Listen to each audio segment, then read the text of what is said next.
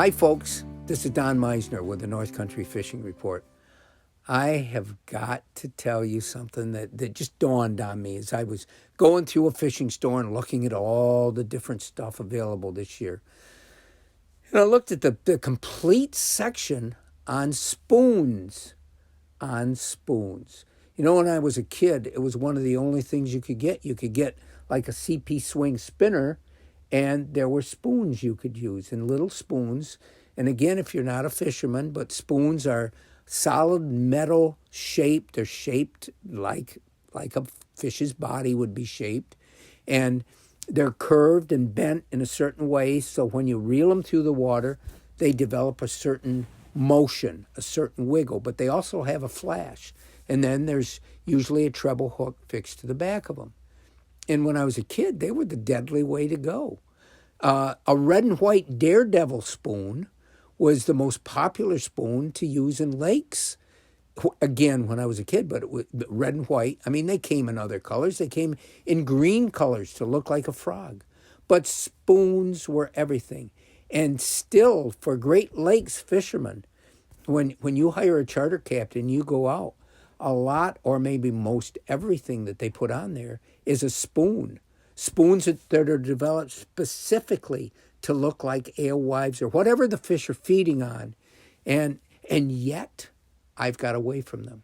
And I think I've really done myself a disservice. And I remember a couple years ago, and time goes so fast, but I was talking to Seth, who was the manager of Aldi's in Ogdensburg. And Seth is Jigger Jim, who you hear me talk about all the time, his son.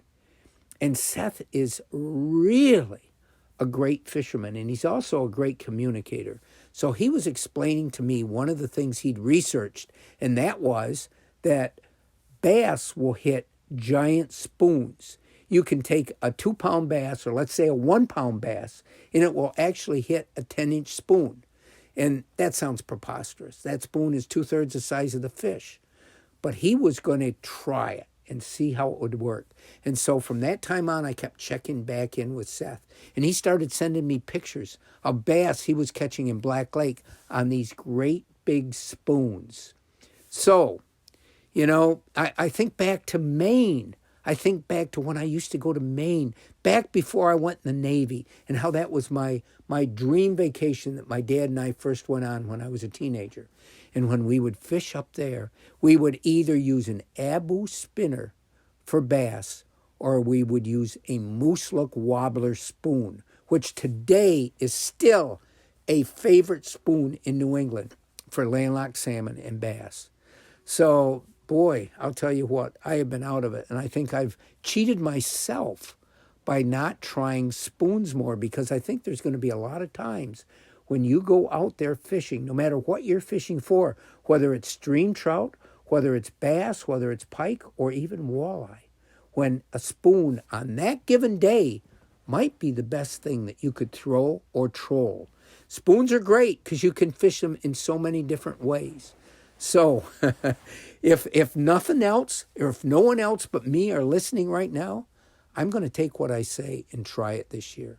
Until next time, folks, this is Don Meissner with the North Country Fishing Report.